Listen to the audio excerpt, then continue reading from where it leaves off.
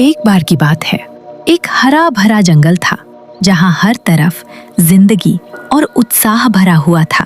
उस जंगल में एक युवा और घमंडी खरगोश रहता था जो हर किसी के सामने अपनी तेज रफ्तार का दिखावा करता रहता था। मैं सबसे तेज हूँ।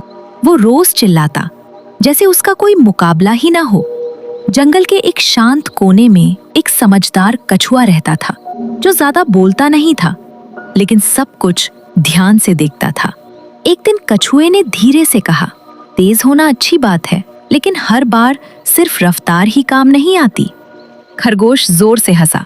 तुम मुझे दौड़ के लिए चुनौती दे रहे हो, सच में? जंगल के सारे जानवर एकदम उत्साहित हो गए जैसे कोई बड़ा मुकाबला होने वाला हो।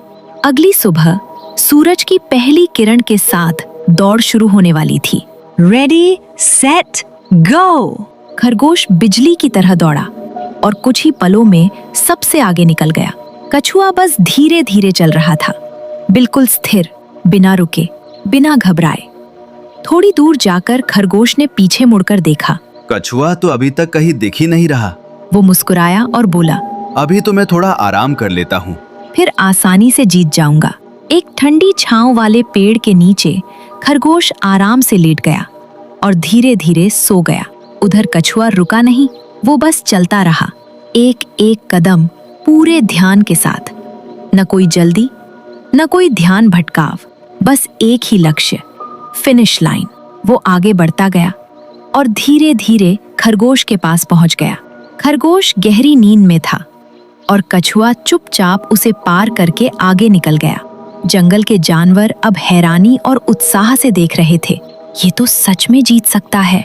कछुआ चलता रहा और आखिरकार फिनिश लाइन के बिल्कुल पास पहुंच गया। जंगल तालियों से गूंज उठा। कछुआ जीत गया! खरगोश की आंख अचानक खुली। वो घबराकर तुरंत खड़ा हुआ। ये आवाज फिनिश लाइन से आ रही है। वो बिना सोचे समझे पूरी रफ्तार से दौड़ा, जैसे जमीन पर रॉकेट दौड़ रहा हो।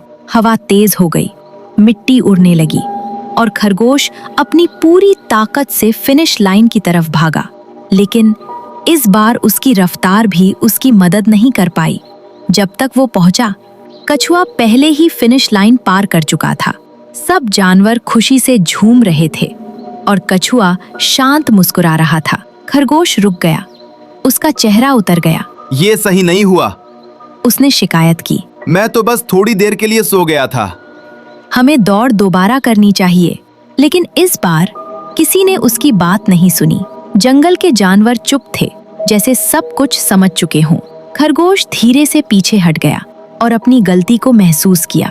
उसने खुद से कहा, समस्या मेरी रफ्तार नहीं थी, मेरा घमंड था। उस दिन के बाद खरगोश बदल गया और उसने कभी अपनी रफ्तार पर घमंड नहीं किया।